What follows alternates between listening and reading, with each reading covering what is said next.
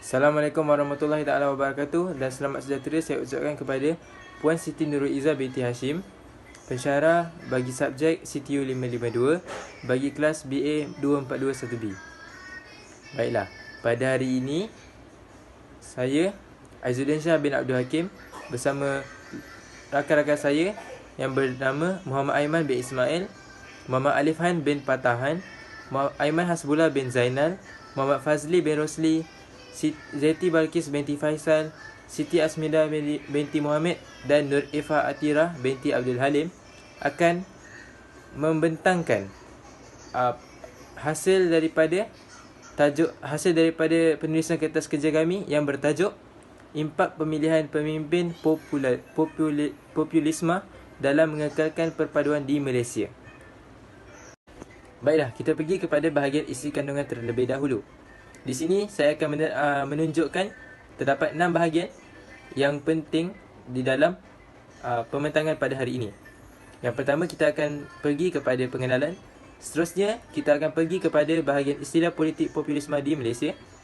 Habis daripada istilah politik tersebut, kita akan masuk kepada perkembangan politik di populisme di Malaysia. Kemudian kita akan mengenali ataupun mengetahui ciri-ciri populisme dalam sistem politik di Malaysia. Kemudian kita akan pergi kepada impak politik populisme terhadap kesepaduan di Malaysia. Dan akhir sekali kami akan menerangkan kesimpulan yang kami dapat simpulkan hasil daripada penulisan kertas kerja kami. Baiklah, kita akan pergi kepada bahagian pengenalan terlebih dahulu. Izinkan saya Aizuddin Shah bin Abdul Hakim bagi menerangkan sedikit sebanyak tentang pengenalan hasil daripada penulisan kertas kerja kami.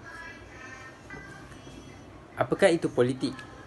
Politik merupakan sebuah aktiviti maupun perlakuan yang dilakukan oleh 10 maupun lebih lagi manusia dalam satu kumpulan maupun dalam satu persidangan, dan matlamatnya adalah untuk mencapai 2/3 persetujuan daripada keseluruhan kelompok tersebut. Politik ini telah pun wujud sejak awal lagi sebelum ketamadunan manusia itu wujud. Politik ini kebiasaannya dilakukan ataupun digunakan oleh setiap negara yang mempunyai tampuk pemerintahan yang bersistematik dan juga berteraskan kepada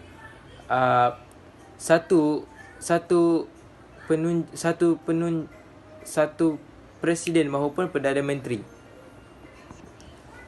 Budaya berpolitik ini telah pun dikategorikan sebagai salah sebuah seni dan juga dikenali sebagai nama lainnya sains pentadbiran.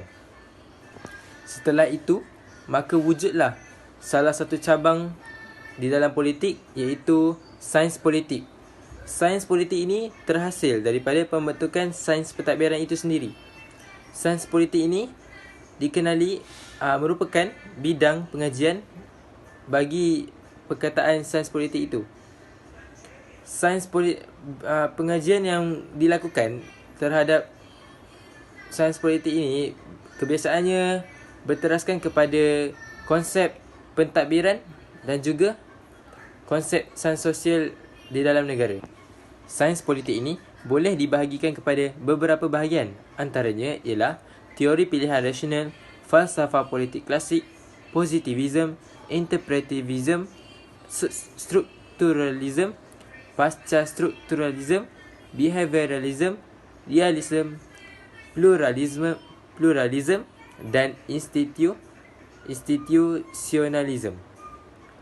Politik yang telah wujud sebelum ketamadunan manusia, dan manusia hidup secara berkumpulan serta membentuk hierarki domain di mana individu berstatus tinggi cenderung merampas makanan, kawasan serta keluarga daripada individu yang berstatus lebih rendah daripada mereka. Baiklah, kita pergi kepada politik populisme. Apakah itu politik populisme? Politik populisme ini kebiasaannya berkaitan rapat dengan seseorang pemimpin yang mempunyai kuasa dan pengaruh yang sangat luar biasa terhadap sesebuah masyarakat di dalam sesuatu negara. Hal ini menunjukkan bahawa seseorang pemimpin itu sangatlah popular di kalangan rakyat-rakyat di dalam sesebuah negara tersebut. Dari sudut pandangan barat, mereka menyatakan bahawa pemimpin populis ini ialah pemimpin yang kurang efisien dalam melaksanakan sesuatu tugasan. Hal ini demikian kerana apabila pemimpin tersebut menerima sesuatu tugasan, mereka seringkali mengabaikan mahupun melambat-lambatkan perkara tersebut kerana mereka merasakan sesuatu perkara tersebut lebih baik untuk dilengah-lengahkan berbanding dipercepatkan. Tambahan pula, pihak politik populis ini gemar memberikan penyelesaian masalah yang mudah dan senang. Namun begitu, cara penyelesaian tersebut dilihat sama ada kadang-kala kurang berfungsi dengan baik mahupun tidak boleh digunakan bagi jangka masa yang panjang. Jika dilihat dari sudut konseptual, populisme ini sendiri mendatangkan banyak makna. Sebagai gambaran, makna populisme ini dikenali sebagai suara retorika politik yang beranggapan bahawa keutamaan dan keabsahan politik terletak kepada rakyat itu sendiri. Sebagai intiharnya, konsep ini menunjukkan bahawa populisme meletakkan kepentingan rakyat di atas segalanya. Oleh itu, konsep populisme telah mendapat banyak perhatian daripada masyarakat di sekeliling. Itu sahaja daripada saya. Sekian, terima kasih. Saya akan serahkan kepada pembentang yang seterusnya. Assalamualaikum. Nama saya Siti Asminda binti Muhammad. Saya akan membentangkan tentang istilah politik populisme di Malaysia. Politik populisme merupakan variasi kaedah pendekatan politik bertujuan menarik sokongan masyarakat yang merasakan aspirasi mereka tidak didengari oleh pemerintah pada masa itu. Masyarakat dalam politik populisme terbahagi kepada dua, iaitu the pure people and the corrupt people. The pure people merupakan masyarakat yang tidak tahu menahu tentang politik populisme yang terjadi di Malaysia. Manakala the corrupt people merupakan orang-orang yang mengambil kesempatan ke atas politik populisme yang terjadi di Malaysia. Kebanyakan pemimpin politik populisme akan menggesa bahawa dirinya adalah satu-satunya yang dapat mewakili masyarakat. Dan mereka ini suka bersandiwara untuk mendapatkan sokongan daripada masyarakat. Namun, terdapat juga pemimpin populisme yang rela memberi komitmen secara moral dalam pemerintahan mereka. Menurut buku The Global Rise of Populism tulisan Dr. Moffitt, pemimpin populisme biasanya mempunyai kelakuan buruk. Sebagai contoh, Donald Trump, iaitu bekas Presiden Amerika Syarikat. Beliau telah menunjukkan perilaku yang tidak sejalan dengan kod etika presiden dan juga norma perilaku masyarakat. Di Malaysia, terdapat juga ahli-ahli politik yang berkelakuan seperti Donald Trump. Dan mereka ini telah menjanjikan pelbagai manifesto, namun tidak semuanya berjaya ditepati. Inilah merupakan gambaran politik populisme yang terjadi di Malaysia. Seterusnya saya akan menyerahkan kepada... Assalamualaikum Ustazah. Nama saya Nur Eva Hajira binti Abdul Halim dari kelas MBA 241B. Saya akan membentangkan atau menerangkan tentang perkembangan politik populisme di Malaysia dengan lebih lanjut. Perkembangan politik populisme. Bila dan bagaimana ia berfungsi. Tindakan politik tanpa ideologi dikenali sebagai politik pragmatik. Disengajakan selagi ia memberi manfaat kepada sokongan awam. Walaupun ahli politik populis menggunakan taktik memanipulasi persepsi rakyat untuk kelebihan mereka, politik populisme sangat bergantung pada kekuatan emosi rakyat. Kemarahan, rangsangan ketakutan dan rangsangan kekecewaan adalah semua bahan utama dalam formula populis. Kemerosatan ekonomi global dipercepatkan oleh pertumbuhan ideologi politik populis seperti Amerika Syarikat serta negara-negara lain seperti Rusia, China dan India. Sudah tentu persoalannya akan timbul sama ada Malaysia mempunyai falsafah politik populis. Masyarakat anti percepatan yang berkuasa dibahagi kepada dua kumpulan lawan iaitu rakyat dan elit. Falsafah ini dikenali sebagai populisme rasuah. Perkataan nasional yang takut akan masa depannya sekali lagi beralih kepada taktik populis Islam terutama berdasarkan banyak-banyak penghakiman mahkamah baru-baru ini. Rang Undang-Undang Mahkamah Syariah bidang kuasa jenayah 355 akan dipinda sebagai sebahagian daripada Pelan 5 tahun yang diumumkan oleh kerajaan untuk mengukuhkan kuasa Mahkamah RU 355. Dengan cara ini, Undang-Undang Hudud Al-Quran boleh dikuatkuasakan oleh Mahkamah Syariah. Apa yang pasti, UMNO memainkan emosi yang popular dengan merayu keputusan Mahkamah Tinggi dengan sokongan daripada Pertubuhan Agama Islam negeri yang lain. Menurut pandangan kedua, politik perlu mengambil kira kehendak bersama rakyat. Mereka menjadi mangsa oleh pemimpin populis yang berdakwa mencerminkan kehendak rakyat dan dapat menyelesaikan masalah sosial yang memihak kepada mereka. Terdapat banyak bentuk populisme yang berbeza yang dinyatakan oleh kedua-dua ahli politik sayap kiri dan kanan kerana ia adalah politik yang sangat nipis. Mereka berdakwa telah menemui ancaman kepada kesejahteraan sosio-budaya masyarakat. Dalam mengawal COVID-19, kita dapat melihat ciri-ciri dan ciri-ciri pemimpin seperti keyakinan dan kepuasan serta ketidakpastian dan jurang dalam pemahaman saintifik. Ciri-ciri ini belum menjadikan mereka tidak mampu menguruskan krisis yang baru muncul. Ahli politik populis telah ditangkap berulang kali menangguhkan pembangunan dasar fizikal, peruntukan sumber dan langkah-langkah mitigasi menyebabkan jumlah kes di Amerika Syarikat melonjak ke tahap tertinggi di dunia. Pentadbiran mengabaikan amaran yang pada wabak itu sambil enggan menyediakan sistem kesihatan termasuk kemudahan ujian kesihatan. Okey, pemimpin populis terkenal kerana kejahilan mereka terhadap dasar berasaskan bukti tidak sesuai dengan falsafah dasar awal mereka. Penyelidikan mendapati kecenderungan besar di pihak kerajaan populis untuk mengabaikan maklumat saintifik mengenai masalah kompleks seperti kesihatan dan alam sekitar untuk kelebihan ekonomi dan politik. Oleh kerana kejahilan sains, mereka tidak menyedari apa yang benar dan apa yang palsu. Dalam tragedi ini, maklumat yang sama-sama digunakan untuk meningkatkan tujuan politik mereka. Pemimpin harus menunjukkan komitmen terhadap bukti dan mendapat nasihat profesional. Tetapi pemimpin populis akan mengalihkan perhatian dari isu itu. Ada juga yang mengeksploitasi ayat-ayat agama dan ilusi harapan untuk menenangkan populasi sambil menunda upaya untuk memerangi penyakit ini. Ia juga akan cuba untuk mendapatkan keuntungan daripada krisis untuk keuntungan politik. Kita perlu lebih memperhatikan perubahan ini.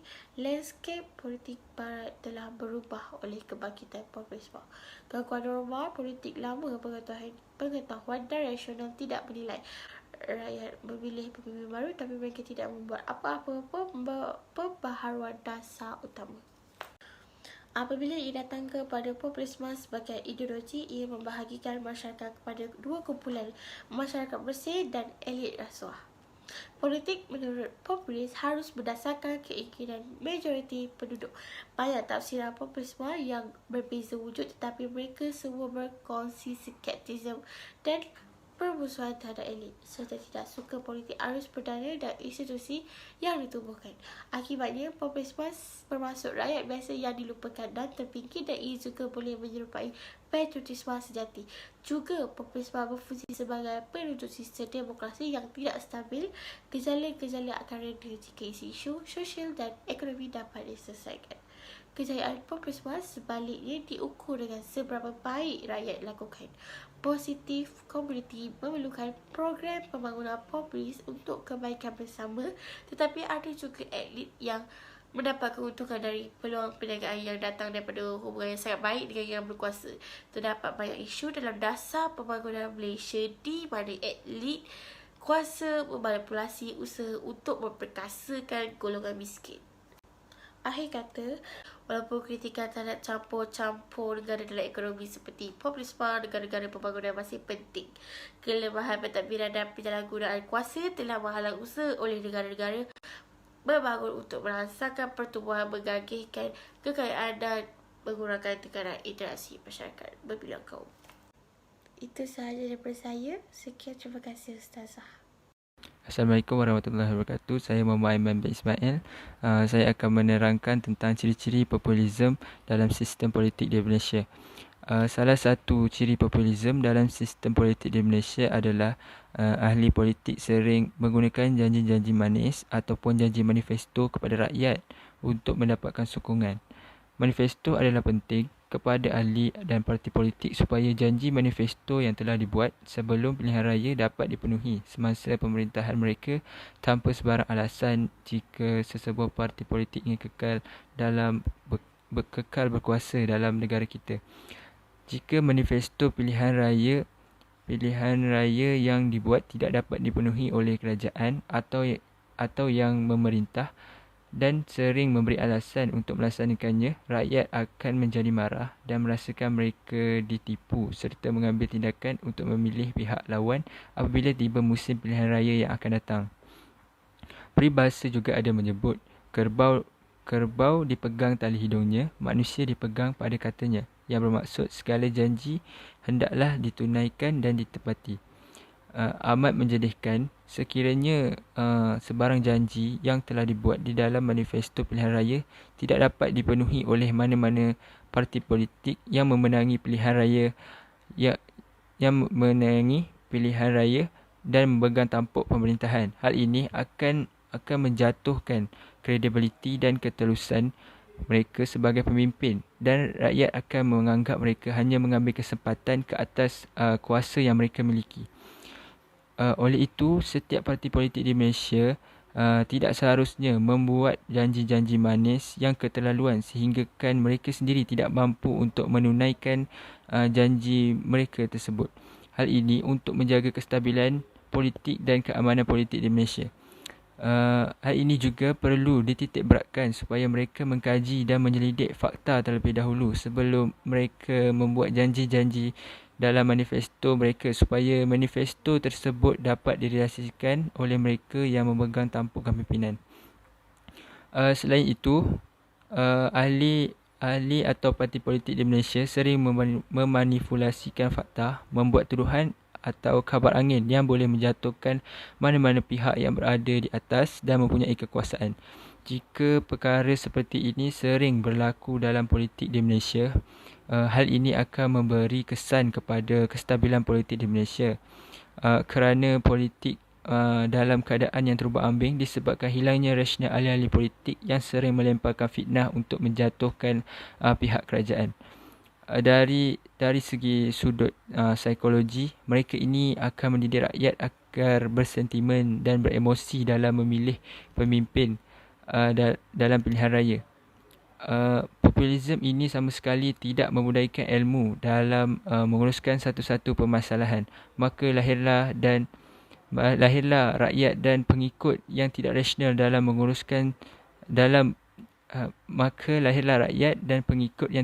dalam memilih. Jika ada yang mengajukan soalan yang kritikal, mereka bakal dituduh sebagai golongan yang tidak bersama-sama dengan aspirasi majoriti. Sementara itu, semua permasalahan perlu diolah secara simplistik agar kelak mudah dimanipulasi. Terdapat juga golongan populisme yang gemar menghebahkan kecemerlangan, pencapaian dan karismatik mereka yang ada pada diri mereka, tetapi apa yang dihebahkan itu tiada kaitan langsung dengan permasalahan politik yang perlu diurus. Lalu orang ramai akan menganggap politikus seperti itu yang paling layak diundi. Maka yang akan dinaikkan adalah politikus-politikus yang bijak membina kerjanya tetapi buta dalam menyelesaikan masalah politik negara dan organisasinya. Oleh itu, rakyat perlulah membuat sedikit selidikan sebelum menjadi pengikut atau pengundi dalam pilihan raya untuk memilih calon yang telus dan bijak dalam menyelesaikan permasalahan politik dan tidak memilih politikus-politikus yang akan mendatangkan masalah dan menggugat kestabilan politik di Malaysia. Assalamualaikum warahmatullahi wabarakatuh. Saya Aiman Hasbullah bin Zainal daripada kelas BA 2421B akan menerangkan tentang sambungan ciri-ciri populisme dalam sistem politik Malaysia. Poin yang saya bawa yang pertama adalah politik perkauman dalam arena politik. Politik kaum memecahkan rakyat Malaysia kerana setiap pihak hanya bercakap bagi pihak kumpulan perkauman yang diwakilinya sahaja. Contohnya, Melayu bercakap bagi pihak Melayu, Cina bercakap bagi pihak Cina, India bercakap bagi pihak India. Ahli-ahli politik sanggup mengemukakan hujah dan berkempen dengan membawa isu-isu sensitif seperti hak keistimewaan orang Melayu, sentimen agama dan bahasa. Dengan menyentuh sentimen-sentimen seperti ini, ianya hanya sudah pasti akan mewujudkan perbalahan antara kaum. Hujah-hujah ahli politik yang menggunakan politik kaum dalam berkempen ini hanya akan merosakkan keharmonian dan perpaduan yang sudah terbina. Maka, aspirasi-aspirasi yang ingin dijalankan oleh kerajaan seperti aspirasi keluarga Malaysia sudah pasti akan gagal kerana tiada keharmonian dalam kaum di Malaysia. Seterusnya, poin yang saya bawa adalah tema perjuangan rakyat dan permainan emosi. Emosi dijadikan antara instrumen utama dalam menjayakan politik populisme ini. Golongan ini mewujudkan sentimen yang boleh menimbulkan ketakutan, membakar amarah dalam kalangan rakyat. Sentimen ini menjadi kejayaan kepada ahli politik yang populis untuk menaikkan dan menjatuhkan kerajaan dengan permainan emosi. Sebagai contoh, ahli politik yang ingin meraih undi akan cuba membawa watak wira kepada rakyat yang ditindas. Sedangkan mereka ini mempunyai agenda mereka sendiri. Ahli-ahli politik yang populis ini hanya ingin mainkan kuasa untuk kepentingan diri mereka sahaja dan hanya menggunakan sentimen emosi dan tema perjuangan untuk menarik undi dalam pilihan raya. Bismillahirrahmanirrahim. Saya Muhammad Fazli bin Rosli. Saya akan menerangkan tentang impak politik populisme terhadap kesepaduan di Malaysia. Impak politik populisme terhadap kesepaduan di Malaysia. Yang pertama, kewujudan integrasi nasional yang mengandungi banyak manfaat. Pendekatan yang perlu dilakukan bagi mencapai perpaduan dan integrasi sosial di peringkat kebangsaan atau negara yang juga didefinisikan sebagai percampuran elemen tertentu dari pelbagai etnik atau kaum. Proses integrasi sosial penerimaan atau kemasukan budaya merupakan asas utama bagi integrasi berlaku. Oleh itu, bagi sebuah negara yang bersifat plural adalah sangat penting bertoleransi dan percampuran budaya berlaku dan tidak menghilangkan identiti setiap etnik yang wujud. Seterusnya, hubungkan kajian demokrasi dan integrasi nasional melalui politik populisme. Mempengaruhi peristiwa atau insiden perkauman yang telah berlaku sebelum ini disebabkan kesepaduan rakyat yang tidak kukuh. 13 Mei 1969 adalah tragedi terbesar konflik etnik dalam sejarah Malaysia. Namun, ia hanyalah rentetan konflik etnik yang pernah berlaku sebelum ini seperti 1959 di Pulau Pangkor, 1964 Bukit Merah Tajam, 1965 Singapura dan 1969 Pulau Pinang. Malah, selepas 1969 di Kuala Lumpur, negara masih lagi tidak sunyi dari rusuhan kaum seperti insiden Kampung Rawa 1998, Kampung Medan 2001 dan rusuhan di Plaza Loyat 2015. Hello dan Assalamualaikum. Nama saya Muhammad Arifan. Sambungan impak politik populisme terhadap kesepaduan di Malaysia. Yang ketiga, faktor klasik yang wujud di semua konflik etnik yang mempengaruhi kesepaduan dapat diatasi. Telah kurang penguasaan atau dominasi ekonomi oleh etnik-etnik tertentu sehingga membuka jurang sosioekonomi yang besar antara etnik sering membawa kepada prejudis kepada etnik yang lebih tinggi taraf hidupnya kecuali Bumiputera. Pengagihan sumber kekayaan yang selari dibuat secara adil dan saksama menjadikan etnik yang berada di bawah garis kemiskinan. Menurut Chua 2003, dominasi etnik dan ekonomi merupakan fenomena yang berlaku di seluruh dunia. Penguasaan ekonomi 10% atau lebih bagi sebuah etnik minoriti berbanding etnik majoriti mencetuskan ketegangan etnik yang cenderung untuk menyalahkan etnik yang lebih tinggi kelasnya. Assalamualaikum warahmatullahi wabarakatuh. Saya Ziti Balkis dari kelas M1 BA 2421B. Bermetrik nomborkan 2021 281 444. Saya akan membincangkan tentang keseluruhan kesimpulan bagi slide-slide yang puan dah tengok dan puan dah review. Baik, untuk kesimpulannya, di barat seperti mana kita tahu, populisme ini telah mengubah landscape sesebuah politik dan telah memberi kesan seperti yang berikut. Satu ialah merosakkan corak-corak politik. Yang kedua, menghilangkan nilai-nilai murni dalam diri rakyat. Ketiga ialah mengganggu rasionalisasi rakyat. Apa yang dimaksudkan dengan merosakkan corak politik adalah pihak politik tidak mengikut sistematik yang diaturkan dalam menganjurkan sesuatu bidang ataupun sesuatu aktiviti yang berkaitan dengan politik. Dan kemungkinan politiknya itu tidak sah, itu merosakkan corak politiknya. Okey, kemudian menghilangkan nilai-nilai murni dalam rakyat. Seperti yang kita tahu, semua manusia dilahirkan dengan sama rata, tetapi yang bezanya ialah cara didikan dan agama mereka. Okey, baik, kalau kita tengok dari segi orang barat, mereka ada kesemua nilai-nilai murninya cukup, akan tetapi nilai murni yang ketara seperti kesyukuran dan keredaan, contohnya macam orang Islam, mereka ekspresikan nilai murni kesyukuran dan juga keredaan ni mengikut wahyu dan sunnah Nabi Muhammad SAW. Tapi mengikut orang barat, mereka mengekspresikan nilai murni kesyukuran dan keredaan ni agak berlainan dari sudut pandang orang Islam. Dan seterusnya, kita ada nilai murni kebersihan fizikal dan juga mental. Untuk orang Islam memang wajib kita perlu membersihkan diri 3 kali atau 4 kali sehari, memang wajib. Dan juga kita perlu menegakkan akal pemikiran kita dengan Allah SWT, seperti selalu memuji keindahan dan kemakmuran Allah SWT yang dah diberikan. Kalau orang barat pula, mereka ni seperti yang sedia maklum, orang barat ni dia jarang mandi.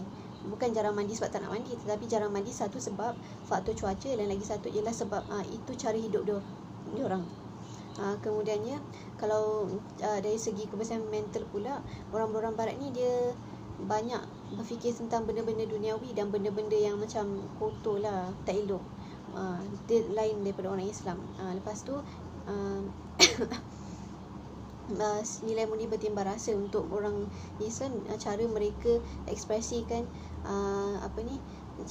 rasa bertimbang rasa tu sangat ketara, boleh nampak dari wajah ekspresi dia sekali. Tapi kalau kali sehari memang wajib. Dan juga kita perlu menegakkan akal pemikiran kita dengan Allah SWT, seperti selalu memuji keindahan dan kemakmuran Allah SWT yang dah diberikan. Kalau orang barat pula, mereka ni seperti yang sedia maklum, orang barat ni dia jarang mandi. Bukan jarang mandi sebab tak nak mandi, tetapi jarang mandi satu sebab faktor cuaca, dan lagi satu ialah sebab itu cara hidup dia orang. Kemudiannya, kalau dari segi kebersihan mental pula, orang barat ni dia banyak berfikir tentang benda-benda duniawi dan benda-benda yang macam kotor lah, tak elok. Dia lain daripada orang Islam. Lepas tu nilai murni bertimbang rasa. Untuk orang Islam, cara mereka ekspresikan rasa bertimbang rasa tu sangat ketara, boleh nampak dari wajah ekspresi dia sekali. Tapi kalau orang barat, mereka hanya verbal expression sahaja. Okey, dari situ lepas tu mengganggu rasionalisasi rakyat. Itu maksudnya dia mengganggu cara rakyat itu menyampaikan idea ataupun menyampaikan cara rakyat berfikir. Itulah. Seterusnya ialah oleh yang demikian, rakyat perlulah cakna dalam memilih para pemimpin. So petikan daripada kata-kata Peter F. Drucker, iaitu pemimpin yang efektif bukan hanya pintar berpidato dan mempromosikan diri agar dia disukai oleh orang ramai, tetapi kepimpinannya tadi tu tergambar dari hasil kerjanya dan bukan daripada atribut-atributnya. Okey, itu saja daripada saya, Zedi Balkis. Terima kasih kerana sudi mendengar dan menonton video kami daripada kelas M1 BA 242 1B. Terima kasih puan.